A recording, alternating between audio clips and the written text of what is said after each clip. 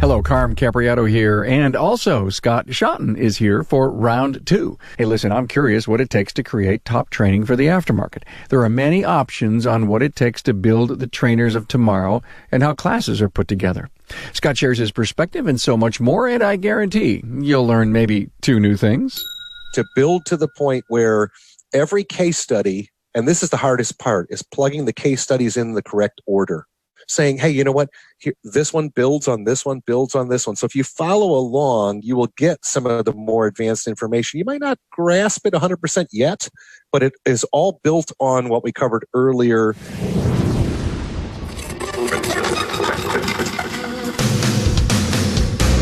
Welcome, aftermarketers, to Remarkable Results Radio. Listen to learn just one thing from today's episode on your journey to remarkable results.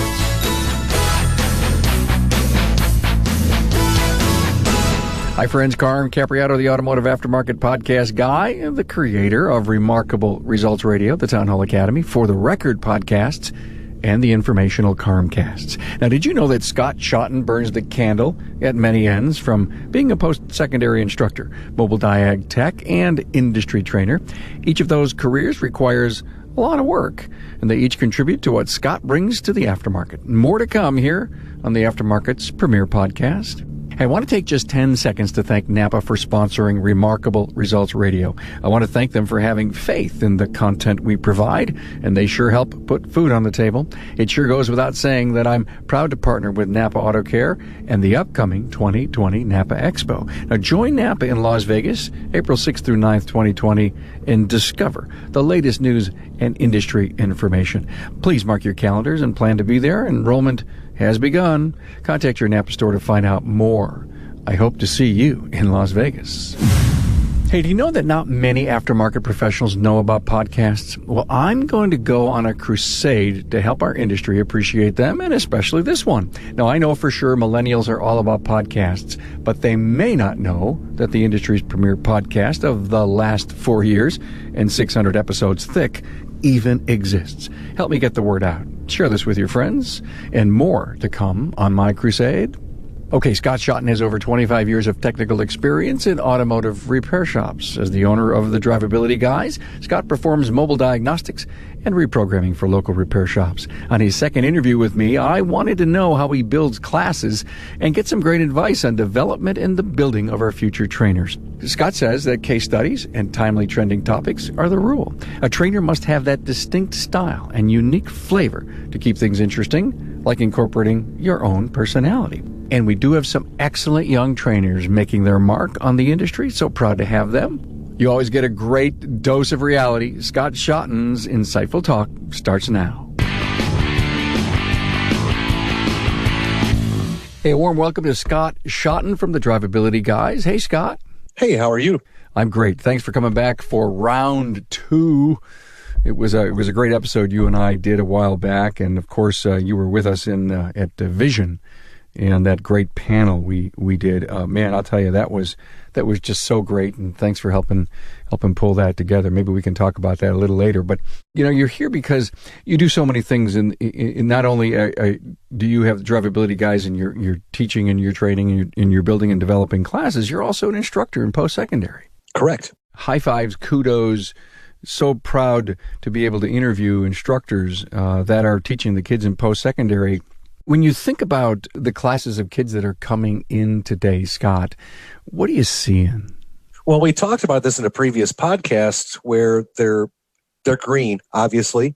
Some of them have been working in their garages. Some of them have been working in on combines and stuff like that, because I'm in corn country. And they're coming in to learn the basics. That's what we have to mold to feed into the industry. And industry might not be the best word, but to feed into being technicians. So we've got some constraints when it comes to teaching them. We'll cover that probably shortly.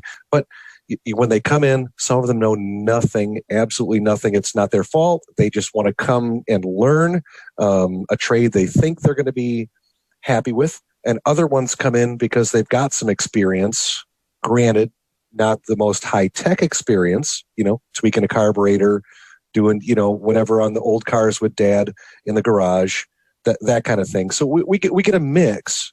occasionally we get a student that'll come in. Maybe they tried engineering first. There's a local college down the road where they tried mechanical engineering and they decided that wasn't for them. They just wanted to go work on cars. So we kind of get a little bit of range of where are they at when they come in the door. Scott, when you're up in front of the class and it's a senior class and you're doing some diagnostic stuff and you know that you're writing classes for aftermarket and you see, what your course curriculum is versus what you're training the professional. Tell me about the gap in that and how you feel when you're up there trying to get that basic level stuff to the student versus what you're teaching and training way the heck up over here. The students that are coming into college, you have to teach them the basics. They have to learn, basic electrical before they can work on to network diagnosis and things. That's just an example. And we're also tied a little bit by NATEF requirements, which it's not NATEF anymore. It's ASC Education. I forget if it's Foundation or Foundation. Yeah. Foundation. But they have, a set list of tasks that you have to cover. So we make sure that we cover all those tasks in all of our classes. So as far as the college goes, we're between the 3 instructors that we have here, myself included, we make sure we hit all those NATEF tasks, whether it's lecture, whether it's demonstration, whether it's hands-on on the car, lab work, things like that. We have to make sure they all fit. And that kind of ties our hands a little bit because we can't go too deep into one subject because we have to take time to spend it on another. Now, that's not necessarily bad, because it gives them the groundwork and then they can choose from there where they go. And you know what, if you want to be a diagnostic guy, well, then you go down and do the diagnostic route and you're going to get a job at a shop and you're going to have to do a couple brake jobs or ball joints or whatever, but eventually you can work your way up by continuing going to training. The coursework at the college is really structured, and if you are ASC Education Foundation certified, then we kind of have to adhere to that. So as an instructor in front of these young men and women, how hard do you drive home the point that when they get out, they need to find a shop that's willing to commit to training them for the rest of their life? Are you able to sink that in?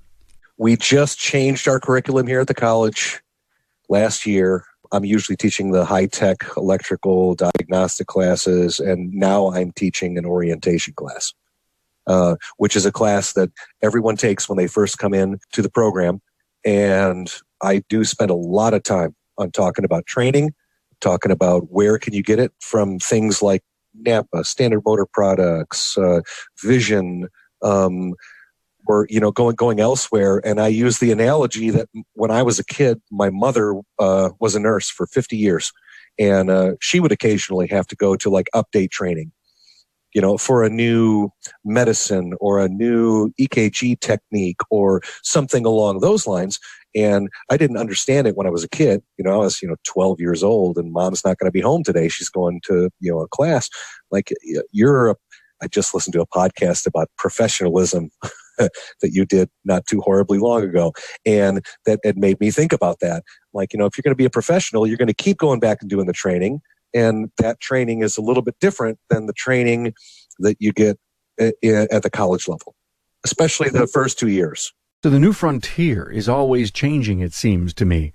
ADAS training is now being buzzed and talked about, and classes are forming, and people are going, and they're investing in the equipment. And to me, that almost helps lend your pitch, if you will, to the young students of, hey, who would have thought a few years ago we'd be doing all of this, and the new frontier in 3 or 4 or 5 years is going to be something else and then something else. It's almost like there are things out here that help get the message through.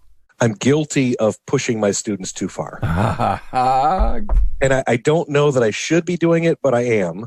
The ADAS would be a great example. I'm a mobile technician, and mobile technician that feeds case studies, broken cars, real life stuff. And when a car breaks and I document it and I diagnose it and then I bring it back to class, I have to make the decision at the college level anyway. Does this car work for a topic that we're covering? Or is it too advanced? Is it something, we don't really, at least at our college, we're not doing ADAS. I don't know if we should. Maybe we should. But if I had an ADAS case study, I can't plug that into, I can, to an extent, I can have a discussion about it and use it as a tool to say, hey, you're going to be seeing this. What do you think, 5-6 years down the road, the new ASE Education Foundation stuff's going to change and probably include it?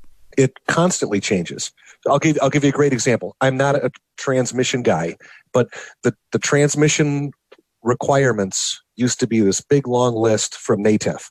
And it said you have to rebuild this, rebuild that. Well, they've weeded it all down and narrowed it down to some kind of vague tasks because everything is going more electronic. So, the task lists, constantly change. And yeah, probably I would say every 3-4 years they adjust to keep up with the trends. The only problem is sometimes when they adjust, and this is an opinion, sometimes they might leave something out that, we're not. Do we need to rebuild carburetors? Do students need to learn how to rebuild carburetors? No. So they left that out. That's fine. I totally agree with that. Do students need to know how to rebuild the transmission? I think that they should rebuild at least one. And they still kind of have that in the task list, but it's gotten smaller because even if you're not a transmission rebuilder, the knowledge of what's going on inside that transmission will help you diagnose later on down the road. Theory and fundamentals by actually having your hands inside of a transmission. Yeah. Correct. And you also have different learners too. Some learn by books, some learn by putting their hands on the transmission or whatever the case, the engine, the scan tool, whatever the case might be. So if you put them in front of that, you could take an old turbo 350. Right. And nothing's got a turbo 350 in it anymore. We're talking like 1970s. But if you can take that apart and see the clutch packs and you can see, how this actually functions. And, I don't think, as far as I know, I don't think there's any check balls in that spacer plate between the valve body and the transmission anymore because it's all controlled by solenoids. And so it's getting geared more towards the electronic part, but they still need enough mechanical hydraulic knowledge to be dangerous, if I could say it that way. Because you're an educator and work, mobile diagnostics and the Driveability Guys as a trainer and some other really cool things that you're doing, I want to use this first portion of our interview, at least the last 10 minutes here or so, just to encourage and maybe get you to affirm or confirm with me the value of the independent automotive industry to get involved in post-secondary and even secondary education. We need to join. We need to get with supervisors, department heads, join advisory committees. I talk about it a lot. Here I have an instructor with me. Am I crazy or am I absolutely right on? No, you're right on.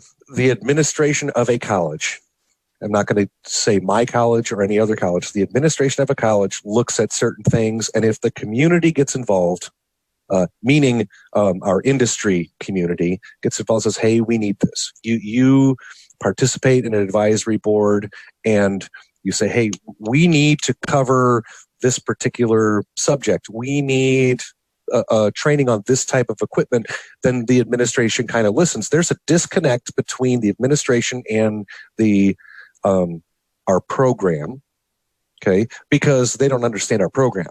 So if a teacher, we only have 3, if we tell them, hey, we need this piece of $50,000 equipment, right, they're going to, well, like, why do you need it? Well, and we can explain it to them, but they don't get it. But if a handful of shops join the advisory board and they look at the minutes, because again, it's paperwork, they look at the minutes from the meeting and the minutes say, hey, everyone agrees you need this piece of equipment to train our people on, then the administration listens. So there's kind of a disconnect there. And that's one of the things I don't like about the college environment. I hope none of my employers are going to listen to this podcast. They don't know what we really need to feed the industry, the entry-level technicians.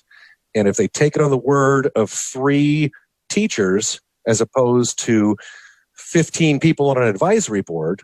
Thank you for supporting that, and I do want to make one more comment. In the college that I'm involved with on the advisory committee, we've now got administration coming to our advisory meetings. We're looking for a new facility. We're looking for more equipment, and all they care about is the numbers. So here's the numbers. The numbers is we've got one of the highest graduating rates out of all of the technical programs that they run. They also have been told by everyone on the board how badly they need, and the industry needs technicians. And since they matter, that the graduates can come and work inside the community where the college is, there's such a high need that it is a high-tech industry, and that the advisory board is in and committed and is there every month so here's the point is, it matters. It really will matter. And I believe the industry as a whole will benefit in the huge long run here.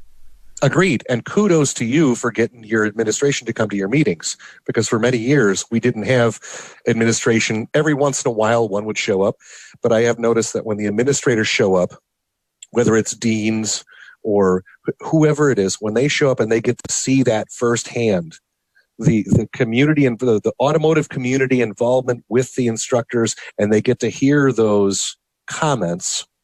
I was going to say bitches or complaints, but they get to hear those comments firsthand instead of reading the minutes. It seems to have more impact. They tend to go back and go, oh, you know what? Well, maybe I should look into this.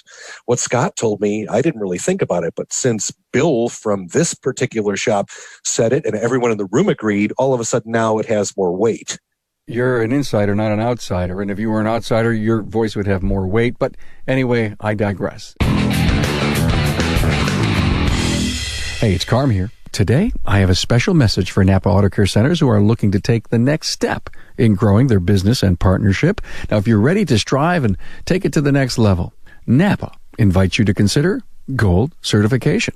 Gold Certification is a premier tier of Napa Auto Care that recognizes repair shops with a higher level of participation in the Auto Care program. The program was built by Auto Care Centers for Auto Care Centers to provide a consistent consumer experience, maximize technology leverage, and reward Napa's most committed partners. When consumers visit a Gold Certified Auto Care Center, whether it's a small facility in a rural community or a multi-bay shop in a large metropolitan area, they can expect a first-class service repair experience. This includes a well-trained staff using today's technology and quality Napa parts in a comfortable, up-to-date facility. Customers at Gold Certified shops will also enjoy an extended parts and labor warranty, valuable saving opportunities, along with access to credit to pay for needed repairs, and a whole lot more. Here's what you need to qualify for the program. First, you need to be an active auto care partner for at least 12 months and have a steady business presence in your market for at least 2 years. Then to become Gold Certified, it's necessary to meet specific requirements, chosen because they create the most consistent consumer experience and proven to generate the most significant results for auto care centers across the country. Some of these include using digital vehicle inspection, having at least one ASE Master Certified technician, a co-branded exterior, and offer consumer financing through Napa Easy Pay. You must also be an active member of a business development group. Once your shop achieves Gold Certification, you'll receive a number of benefits, including priority placement on Napa's shop locator pages, an allowance for marketing funds, 3636 peace of mind and local labor coverage, access to auto tech training, Napa Track's shop management system, Smart Sign digital menu board, and more. Talk with your servicing Napa store to find out everything you need to know about becoming a Gold Certified shop. Thanks for the update on the whole college thing and the college instructor thing. Now, with the Driveability Guys, here you are writing classes, and I'm curious, so curious, what does it really take to, recognize the need and then put a class together? I mean, are you talking months worth of work and then the refinement of it? Quite often it's a year plus. Okay, a year plus. There's a process I kind of go through. And this, I guess, could be advice for potential people that want to be trainers in the future. First of all, I went through a lot of training before I got to where I'm at, and I always took something from the trainers that I attended their classes. I won't drop any names because there's a bunch. They've been dropped before, but I always look and see what did they do that I liked? What did they do that I didn't like? And you kind of make your own style. But when it comes time to actually write the class, there's a loose structure. because it depends on the topic. So I'll give you the choice, Carm. Let's go through one of my classes and I'll tell you how I built it. A networking class like bus diagnostics or my transmission class. Those will be two great examples. Networking. Okay. So being a mobile diagnostic technician, that's where this really helped me out because I see the broken network issues. I can feed that into the college classes up to a certain level. But as I see more and more network problems and I document and save all of my data, and I all of a sudden realize that this is an issue. Okay.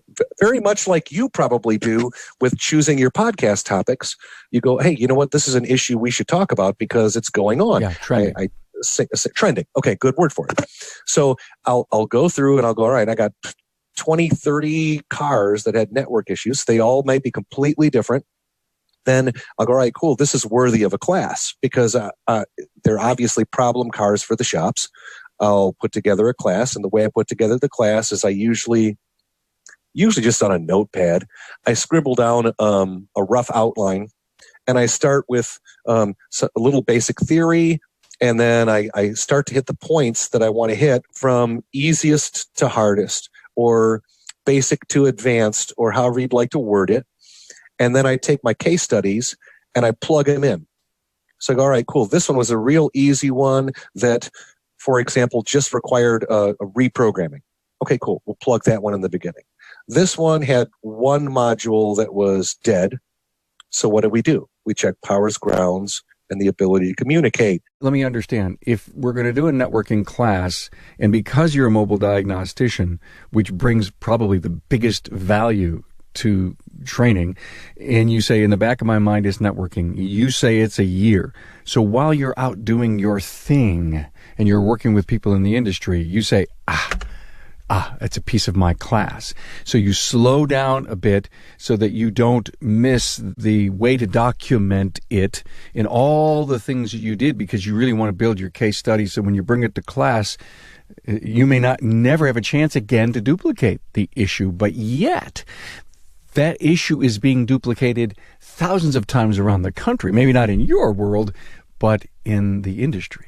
Exactly correct. And my opportunity to get that car and that has an issue that I know exists, and it happens to be one that I showed up for, I will spend extra time to make sure I document it, get all my scope recordings, get all my scan data recordings. I'll still fix the car. I might take extra time to do it. Being a mobile tech, I don't charge them extra because I spend more time, because I'm spending more time to gather the data.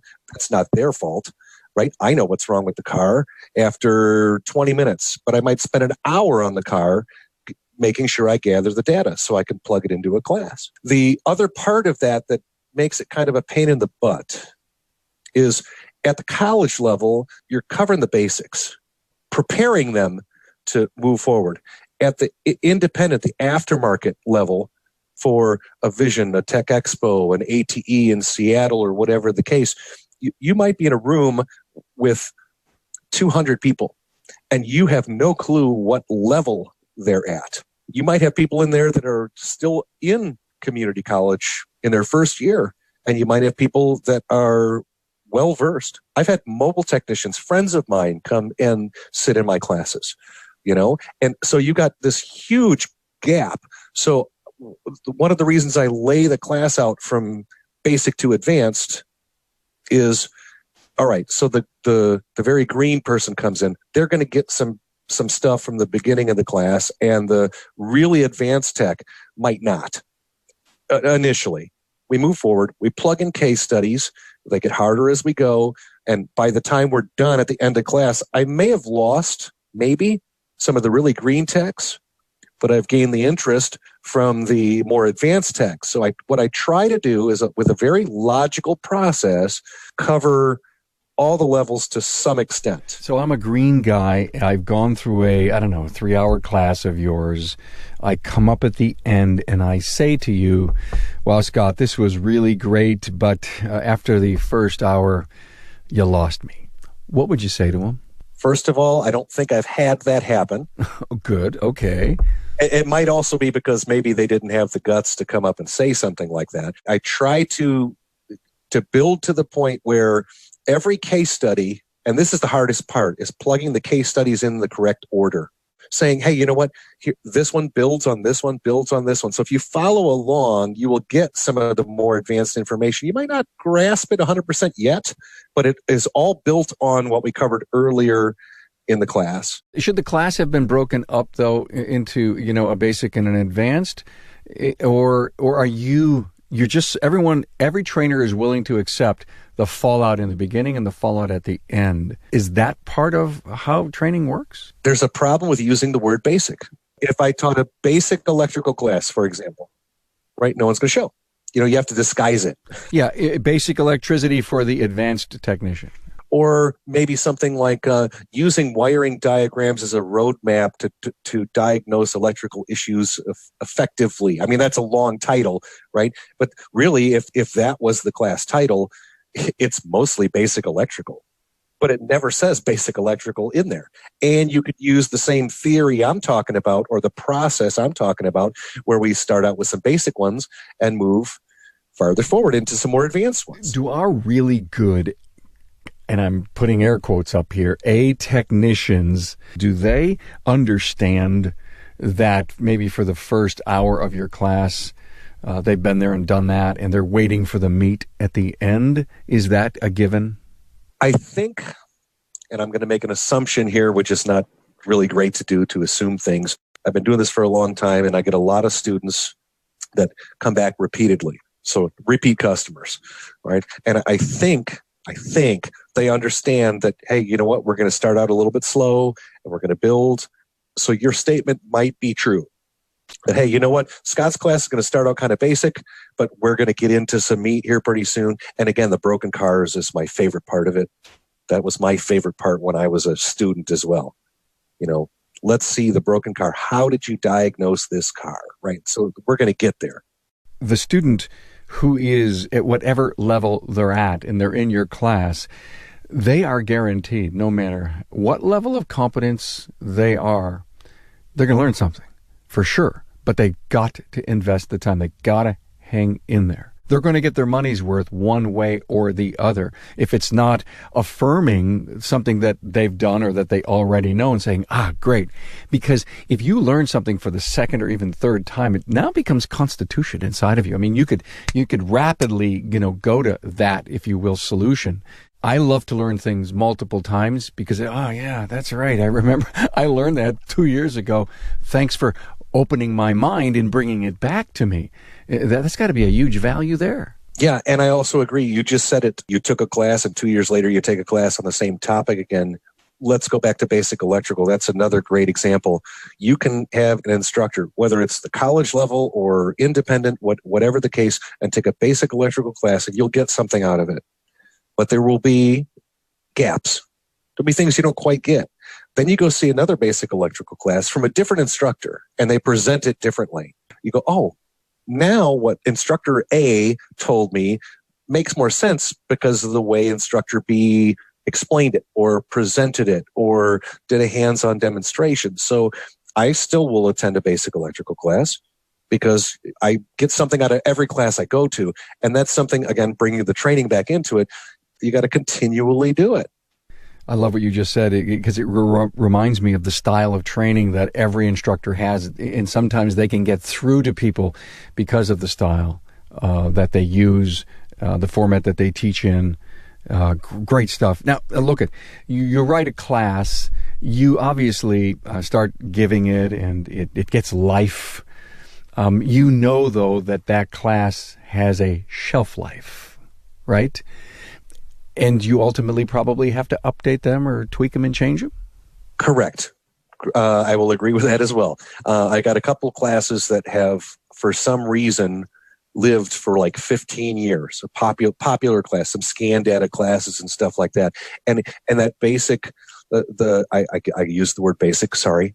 But the basic concept of doing a scan data recording and looking at the data, it still applies whether it's a 1998 Ford Taurus or it's a 2016 Toyota Corolla. The concept is still the same. So the class itself doesn't get stale necessarily, But the cars, the case studies need to be updated from time to time, because if I go out tomorrow and teach a class and I'm using 1996 Honda Accords in class, they're going to be like, what the hell are you talking about? But the concept is still the same. So if I'm scoping something, let's just say ignition coil related. Okay, I'm going to scope primary ignition coil voltage. It doesn't matter if it's a 1968 or it's a 2018, it's still an ignition coil. So the concept, the testing, well, we might have to make some modifications for connections and things with coil over plug versus distributors. The concept's still the same. So the technique works. We just got to update from time to time. When it comes to programming and networks, that stuff has to be updated a little bit more often. Transmissions as well, because that has made some drastic changes. The ignition coil hasn't changed much. The way a transmission works has changed, right? So it depends on the topic. There are definitely some updating things that have to go on. But that also fits with me being mobile, is because I get the case studies of the newer cars. So I can just substitute. And I was just thinking of that. It seems to me that the instructors whose classes fill up overnight have shops, own shops, are instructors, they're mobile guys. They're in it and in the thick of it. They're in the deep end of the pool almost every day of their life, and they're teaching the school of hard knocks. And they're not teaching theory they're not teaching anything. It is theory, but you've been there and done that type of training. The been there, done that part is where you get the credibility. My point is that you're out there doing this stuff and you're taking these, prime examples and you're bringing it into a classroom. You would have never had a chance to bring that kind of value if you weren't in the thick of it. Correct. My favorite instructors when I was way back in post-secondary as a student, when I took night classes because I worked during the day for a Ford dealer. So I took night classes, and most of the night classes were taught by adjunct faculty, and they were guys that were out in the shop every day working on cars, and then they would come in and teach at night. So you got to see that, like me being a mobile tech, bring in the real case studies to class. I really enjoyed that. Some of my favorite trainers around the country are still the same way. They're still working on cars on a daily basis. So the stuff they're bringing to class is, hey, this is a car I actually worked on. Here's how I logically got to this conclusion. And really, if you just, as a trainer, take your process and put it on a PowerPoint and take a couple pictures, you're building a class, right? And again, that was my favorite way to learn. And that's one of the reasons I think that as long as I'm a trainer, I'm still going to have my foot in a shop at some point, multiple shops, a shop, whatever. I'm still going to be working on cars because I feel I would do an injustice to students if I became a lab coat textbook teacher. Let's look at the future of our industry and the future of the trainers that are coming in. I've seen an awful lot of really young guys that have a passion to want to take what they know and become a trainer in the industry. We need new shop owners to come in. We need technicians to want to come in and own the shops. We need to have young people who want to become trainers. The best advice you can give them? I think I already said part of it before is, and actually in a previous podcast I know I did, was if you're going to be a trainer, you're going to continue going to training. Take 2 notebooks and take notes on the technical information, but take notes on what that trainer does. And the things that you like, incorporate that. Don't steal, but incorporate that into your training style. Things that you don't like, don't do those things. I'll give you a great example is some of my notebooks say things like, this was a sales class. This was not a technical class. They were selling a product. And those are some of my least favorite classes. Can you still gain information from those classes? Yes. But I just feel like I wasted more of my time than I gained. So that's one. The other one is make sure you're proficient, maybe not 100% proficient at whatever topic you're going to teach. Now, I'll be completely honest. When I go teach a class on a particular topic, do I know everything about that topic? No, I don't. I know enough and I've done enough research and I have enough case studies that we can cover the topic pretty well, but no one knows everything. We're human, right? So you're going to get questions in class that you might not be able to answer. As long as you can do a good job covering it and you're comfortable with the topic or the material that you're doing, you're on the right track. Don't jump in and just go, I'm going to teach a class on X and go, now I'm going to research it. No. Well, you're not going to make it. You know, you're going to do one class and you're not going to get good ratings and then you're done. So you're right. And I'm so happy that all the venues allow for, you know, the student to give a rating and a review. Scott has mentioned that we've done 2 podcasts before, and it's great to sometimes repeat some of this stuff. So thanks for remembering and bringing it up. We did episode 408. It was just me and Scott doing some straight talk on stuff in the industry. And then we did episode 419, and that was, we titled it Bringing Technician Proficiency to the Next Level Through Mentoring Programs. And Eric Ziegler was on, Dave Denman, Gerson Karachi, and of course you and me in the studios at Vision. That was just a fabulous episode. 419, I just encourage anyone to please listen to that because it was really some cutting edge stuff. That's where you brought up this whole tech mentoring thing. How about an update? Okay. The classes that we write for the industry feed into that. But if you listen back to that episode, it's a little more custom tailored. Agreed? To a particular shop. The most recent one we did was down in Louisiana. We went down there and spent 2 days with their technicians. Again, curriculum-wise, figuring out what we're going to teach is a little bit tough because we got to get a feel for those technicians and where they're at. So that was our first visit to that shop. So we're still early in that one, but if they're still on board, which I believe they are, we're going to go ahead and go the next step. All right, what did we gather from the last class, last visit, I should say, and then we're going to take it the next step forward. We had to make some suggestions about the particular shop, and I won't name it. The particular shop was a little bit dirty, and that really doesn't have anything to do with being technical, but it also does have something to do with the podcast you do with Matt and Bob Hype and Pete Landry not too long ago about professionalism, right? We need to clean some of this stuff up. There's something you can work on in the meantime till we come down next time. And the next technical aspect is, all right, I have to talk to Eric to decide what we're doing next. But, we just build from there. And it's going well. The response has not been as landslide as we expected it to be, but we've gotten some phone calls. And I think the biggest thing is it boils back down to the commitment of the shop or the shop owner, right? Let's do the training, right? This shop does go to training. This shop called us. We came down, we did it, and we're going to continue doing it with them. I fell in love with this concept, back at Vision in March and all the things that you and Eric were telling me about it, to be able to build custom training for a particular shop. And in Dave Denman's case, that's exactly what he did. But then he also said to his local fellow friendly competitors, hey, I'm doing this. Get on board because I know we need this kind of training. I don't want to wait around and, wait around for the next class. We're going to bring these guys in. We're going to sweep in. We're going to spend whatever time and money it takes to get ourselves up to this level of proficiency. Guys, would you like to play in our sandbox? And to me, having, if you will, this custom designed need-based training is probably the wave of the future. And you guys may be way ahead of the curve here, and maybe it's just going to take some time for it to sink in.